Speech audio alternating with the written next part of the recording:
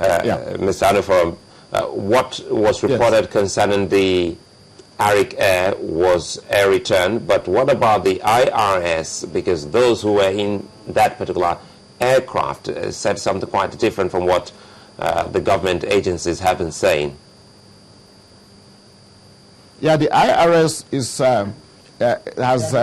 not associated with weather. It is the Arik one that was associated with weather. And I think that my colleagues who have that jurisdiction have spoken on that, and I don't think it's necessary for me to delve. So it was well reported. I have explained to you sorry?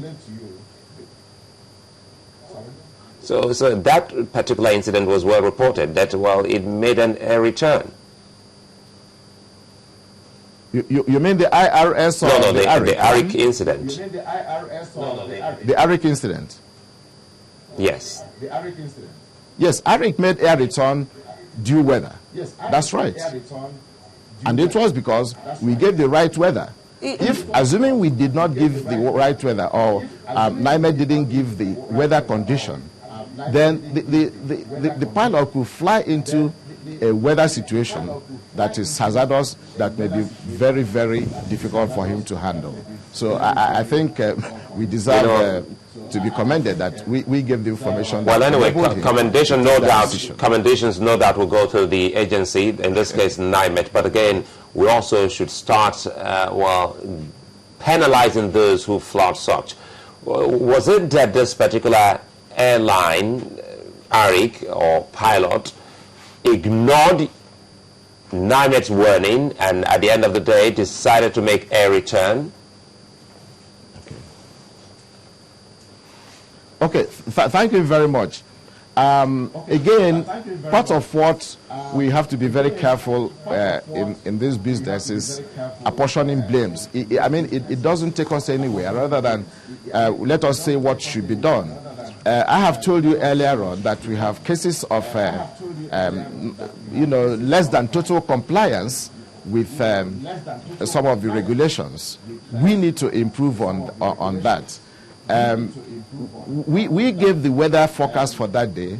In fact, as early as 11 o'clock on that 4th of October, the forecast office in Abuja, at the Abuja airport, gave the weather condition all over the country, including Benin, showing that later in the evening there was going to be CB cloud with thunderstorm and reduced visibility. And precisely within the time window, the forecasters said exactly that condition prevailed. It happened to be the time Arik Air was flying into Benin. Again, we gave the we gave the warning, we gave the information, and the information was passed on to them. Again, I must say that the industry operates in a particular way. It's not a Nigerian thing. There are standard practices everywhere. Ours is to give this information. We do not compel the pilots to fly or not to fly. The pilots are trained to interpret the information and to use them to achieve safety. That is what we are there to do. So it is not NIMET's duty to compel anybody. Nothing in the law gives us the power to compel or even to sanction anybody. And that is the way it is all over the world. Aviation is a global practice. It is not something that is local to Nigeria. We have to thank you for clarifying that point, because, we had thought that it was while the pilot was in the aircraft, already mid-air, that you sent the information to the control tower. But from what you've said, it would seem that you already sent a pre-warning and had to re-emphasize the warning while the flight was on. So the pilot had to make an air return. But, moving forward, Nigerians are hoping to get more specific information concerning their weather. A host of people are now concerned about, weather information and weather forecast. Are you looking at expanding avenues for disseminating information concerning weather forecasts? Oh, yes. You see, like I keep saying, we are on a journey. Nobody can arrive when it comes to safety. when it comes to excellence is something you do continuously. Given the fact that we are practicing science and scientific knowledge continues to evolve. So we are indeed expanding what we are doing in terms of quality. I have just cited the numeric weather prediction. We are exploring so many other avenues.